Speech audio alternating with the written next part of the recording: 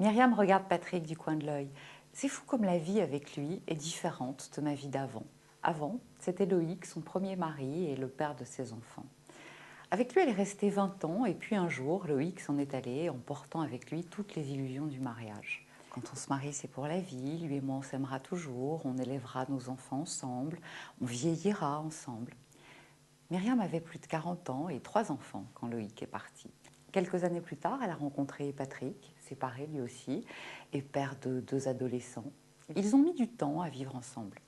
Pas question d'avoir d'autres enfants, bien sûr. 5, c'était déjà une petite tribu. Et puis, pour Myriam, l'horloge biologique avait sonné. Alors, à quoi pense-t-on quand on décide de s'installer ensemble et qu'on a déjà eu une vie? On dit souvent qu'un enfant est le ciment d'une union. C'est vrai et faux à la fois. Un enfant ne viendra jamais colmater les failles d'un couple qui ne va pas bien. Alors, quid des couples, des deuxièmes vies dans lesquelles il n'y aura pas d'enfants? Quel projet soutenir? Myriam continue de regarder Patrick. Elle se sent bien. Au moins, il m'aime pour moi, pense-t-elle, et seulement pour moi. Et elle a raison. Débarrassé de l'enjeu des enfants, Patrick aime la femme et non la mère.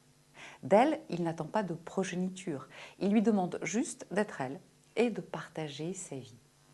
Dans ses deuxième ou même troisième vies, le temps a fait son œuvre. On a grandi, on a mûri et on a aussi lâché certaines illusions.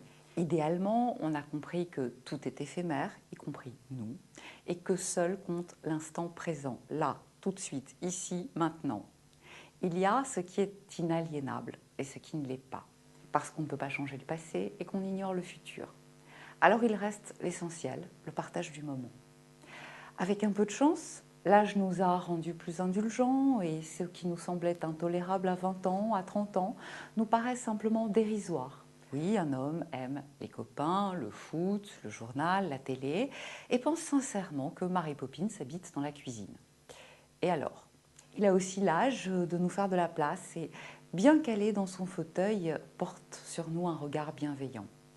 Et c'est précisément cette bienveillance, ce bien-être de tous les jours qu'on a appris à peaufiner et qui nous donne envie de nous lever le matin et de continuer à vivre ensemble.